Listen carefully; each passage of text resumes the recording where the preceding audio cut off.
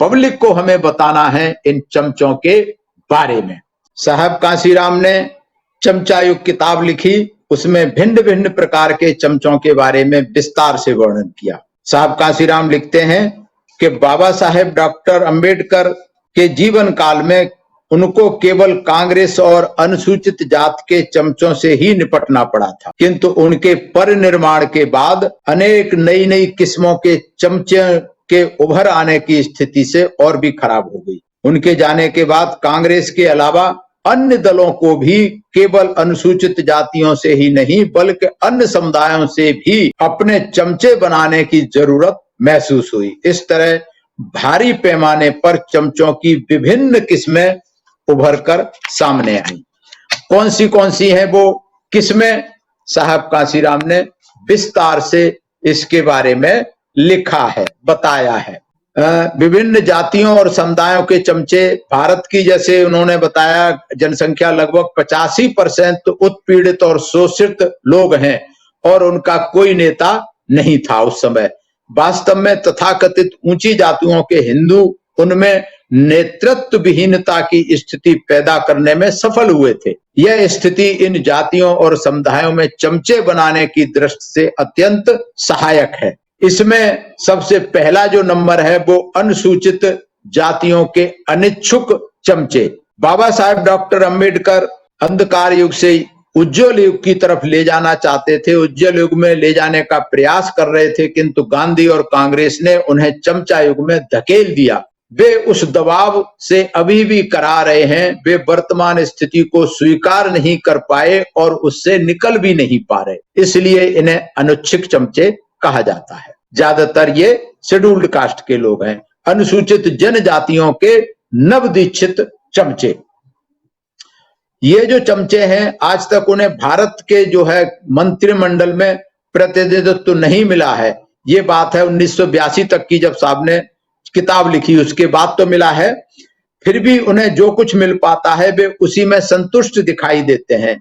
इससे भी खराब बात यह है कि वे अभी भी इस मुगालते में हैं कि उनका उत्पीड़क और शोषक ही उनका हितैषी है। इस तरह उन्हें नवदीक्षित चमचे कहा जाता है, क्योंकि उन्हें सीधे सीधे चमचा युग में दीक्षित किया गया। उसके बाद अन्य पिछड़ी जातियों के ओबीसी जात के महत्वाकांक्षी चमचे, ये बहुत महत्वपूर्ण है, क्योंकि ओबीसी की स्थिति पहले भी खराब थी, आज भी खराब है, क्योंकि ये हमेशा नेतृत्व को पहचान नहीं सके। इस कारण खास करके बाबा साहब के संघर्ष के बाद जब अनुसूचित जातियों और जनजातियों में इस तरीके की बेहतरी की, उन्हें रिजर्वेशन मिल गया और उनको नौकरियां मिलने लगी, राजनीति में भी एमएलए एमपी बनने लगे, तो फिर ओबीसी के लोगों की भी महत्वाकांक्षा जागने लगी और अभी तक वे इस महत्वाकांक्षा को पूरा करने में सफल नहीं हुए हैं। अभी तक भी नहीं हुए, 1982 में नहीं हुए, अभी तक नहीं हुए हैं। अन्य पिछड़ी जातियों के तथाकथित छोटे मोटे नेता टिकट के लिए हर एक दरवाजा खटखटा रहे थे। वास्तव में उनकी एक बड़ी संख्या वह सब पाना चाहती है जो अनुसूचित जाति और अनुसूचित जनजाति के लोग को पहले ही मिल चुका था। जब खास करके पूना पैक्ट हुआ था तभी रिजर्वेशन मिल गया था। तो 3700 से भी अधिक अन्य पिछड़ी जातियों में लगभग 1000 जातियां न केवल अनुसूचित जाति की सूची में सम्मिलित किए जाने की महत्वाकांक्षा कर रही हैं, बल्कि उन्हें संघर्ष भी कर रही हैं। इस प्रकार अन्य पिछड़ी जातियों का कुल व्यवहार हमें इस यकीन की ओर ले जाता है कि वो महत्वाकांक्षी चमचे हैं, सब कुछ पा लेना चाहते हैं जल्दी से जल्दी। इसके लिए वो चमचागिरी करने के लिए अन्य पार्टियों की मजबूर हैं। चौथे हैं अल्पसंख्यक असहाय चमचे, हेल्पलेस चमचे। तो ये कौन है कि खास करके 1947 के बाद अधिकार उनको मिल रहा था उनकी आबादी के अनुसार, लेकिन उसके बाद वो पूरे तौर पर भारत की इन शासक जातियों की दया पर निर्भर हो गए, क्योंकि भारत पाकिस्तान का बंटवारा हो गया। तो फिर भारत में जो मुस्लिम बचे उनके लिए कोई विशेष अधिकार नहीं बनाए, इसलिए वो इन तथाकथित सवर्ण शासक जातियों पर निर्भर हो गए। सांप्रदायिक दंगों की बहुतायत होने के कारण मुसलमान चौकन्ने रहते हैं, ईसाई बेबस घिसट रहे हैं, सिख सम्मानजनक जीवन के लिए संघर्ष कर रहे हैं, बौद्ध तो संभल भी नहीं पाए। इस सबसे यही प्रमाणित होता है कि भारत के अल्पसंख्यक असहाय चमचे हैं। ये सारी अल्पसंख्यक जातियों के चमचे असहाय हैं, विभिन्न दलों के चमचे। ये तो जातियों वार हो गए, अब दलों वार चमचे हैं। अछूत कांग्रेसियों से कठोर पार्टी का अनुशासन पालन करवाना चाहते हैं। ये दुष्कृत्य था। पूरे तौर पर कांग्रेस कार्यालय के निमंत्रण में आज भी हैं। ऐसा कोई सवाल नहीं पूछ सकते जो कार्यकारिणी को पसंद ना हो। वे ऐसा कोई प्रस्ताव नहीं रख सकते जिसमें उनकी अनुमति ना हो। वे ऐसा विधान नहीं ला सकते थे जिस पर उसे आपत्ति हो। वे अपनी इच्छा अनुसार मतदान नहीं कर सकते थे और जो सोचते थे वह बोल नहीं सकते थे। वे यहाँ बेजुबान हाके हुए मवेशियों की तरह थे। खास करके कांग्रेस में जो SC ST OBC के लोग गए उनकी हालात ये रही।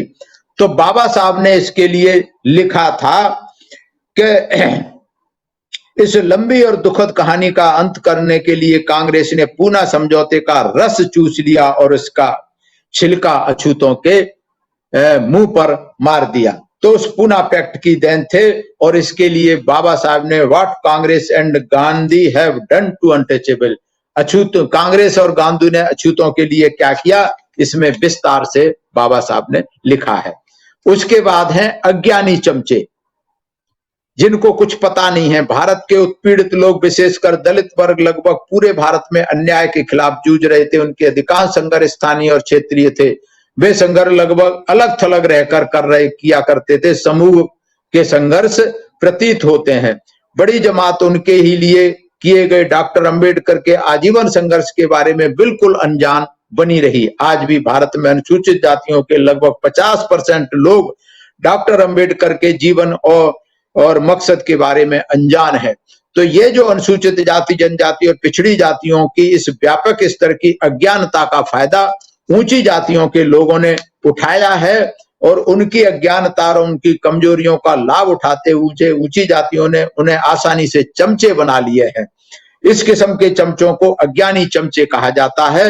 ये अज्ञानी चमचे डॉक्टर अंबेडकर के जीवन काल में उनके लिए बड़ा सिरदर्द बने रहे और ऐसे आज भी बहुतायत में है कि जो आज भी इस तरीके SC ST OBC के लोग हैं जो समझ नहीं पाए बाबा साहब और महापुरुषों के संघर्ष से, आज भी वंचित हैं। उसके बाद प्रबुद्ध चमचे अथवा अम्बेडकरवादी चमचे, ये सबसे खतरनाक हैं। इनके लिए बाबा साहब कांशीराम ने इनको सबसे खतरनाक चमचे बताया है। इसमें कहते हैं कि अज्ञानी लोगों पर गौर किया जाए तो इस बात पर भी इस चमचे कैसे बनाए गए, किंतु चमचा युग का सबसे दुखद हिस्सा है प्रबुद्ध चमचे और अम्बेडकरवादी चमचे।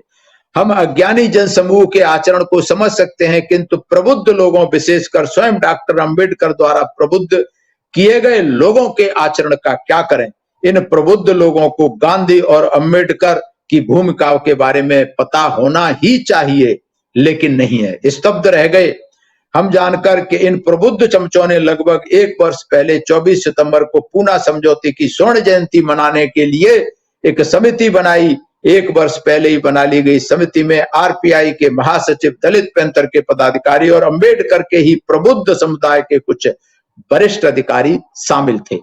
तो ये इस तरीके के चमचे। इससे भी अधिक बुरी बात यह है कि जिन लोगों ने डॉक्टर अंबेडकर की सलाह पर और मिस्टर RR भोले के नेतृत्व में 1946 में पूना समझौते की निंदा की थी, वे भी स्वर्ण जयंती मनाने के लिए तैयार थे। तो इन सर्वांगीण आचरण को और पिछले कई सालों से टुकड़खोरी पर उनकी तत्परता को ध्यान में रखते हुए इस किस्म के प्रबुद्ध चमचे अथवा अम्बेडकरवादी चमचों का फैसला लिया है।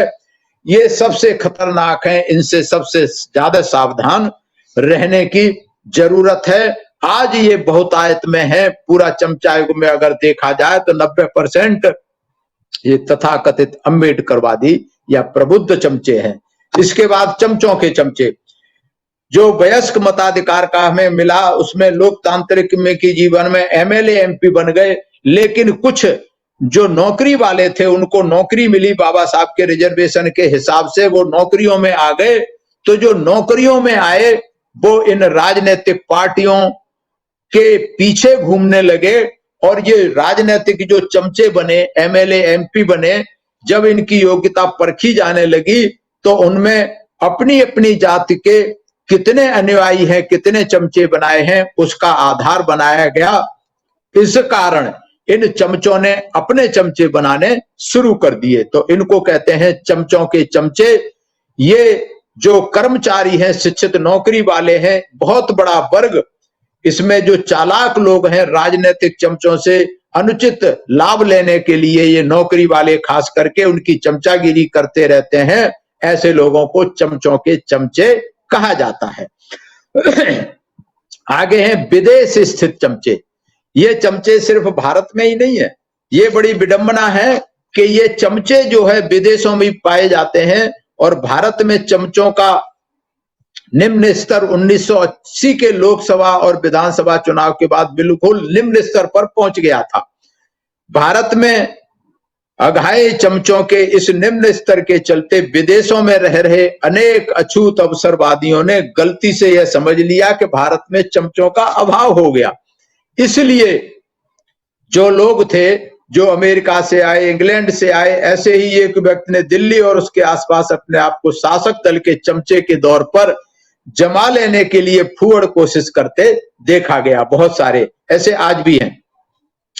न्यूयॉर्क सिटी की कांग्रेस आई में शामिल हो गए बहुत सारे, जो बाहर की टीम है वहां भी शामिल हो गए, और जब भारत में उत्पीड़ित भारतीयों का आंदोलन मजबूत हो जाएगा तो ये फिर खुले में आ जाएंगे।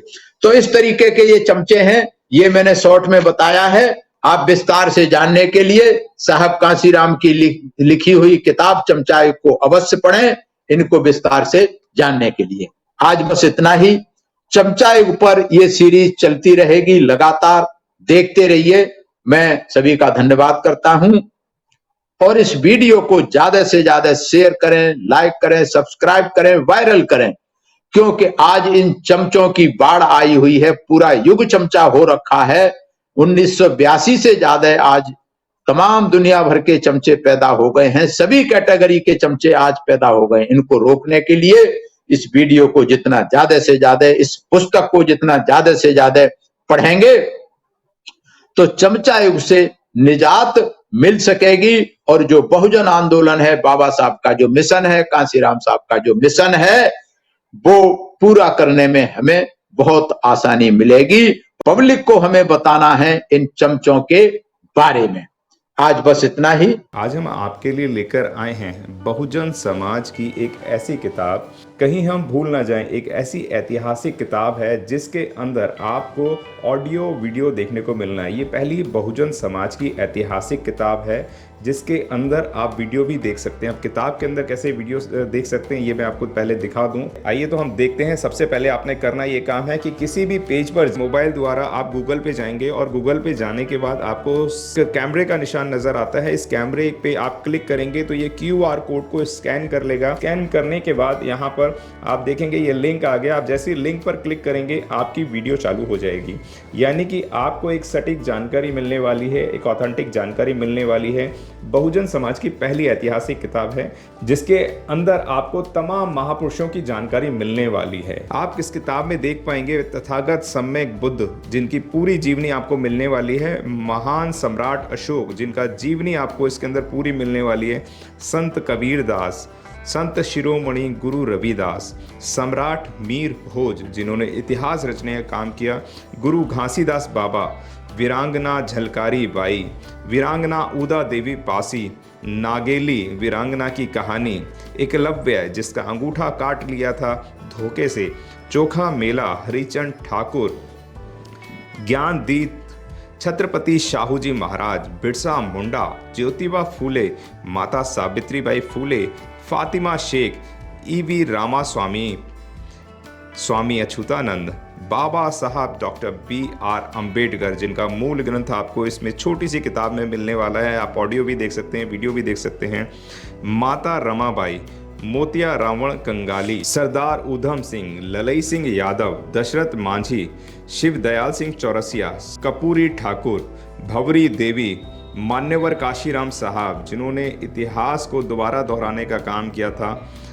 वीरांगना फूलन देवी, बहन कुमारी मायावती, संकल्प भूमि और पूना पैक्ट बहुजन समाज का एक मूल ग्रंथ यह आपके पास आ गया है और आप इसको बिल्कुल भी देरी ना करें। तो साथियों, अगर आप ये किताब मंगाना चाहते हैं तो डिस्क्रिप्शन बॉक्स में जो आप नंबर देख रहे हैं, इस नंबर पर आप हमें अपना ऑर्डर बुक करा सकते हैं। कितनी किताब आपको चाहिए? यदि आप चाहते हैं कि यह किताब पूरे भारतवर्ष में घर घर नजर आए तो आप इस वीडियो को ज़्यादा से ज़्यादा शेयर करें, लाइक करें, शेयर करें, अपने कमेंट हमारे सुझाव बॉक्स में ज़रूर दें और किताब को अपने घर पे मंगाना बिल्कुल भी ना भूलें। अगर आपने अभी तक हमारा चैनल सब्सक्राइब नहीं किया है तो सब्सक्राइब करें और घंटी का बटन बिल्कुल भी दबाना ना भूलें ताकि सभी लेटेस्ट खबरें पहुंच सकें आप पे सबसे पहले।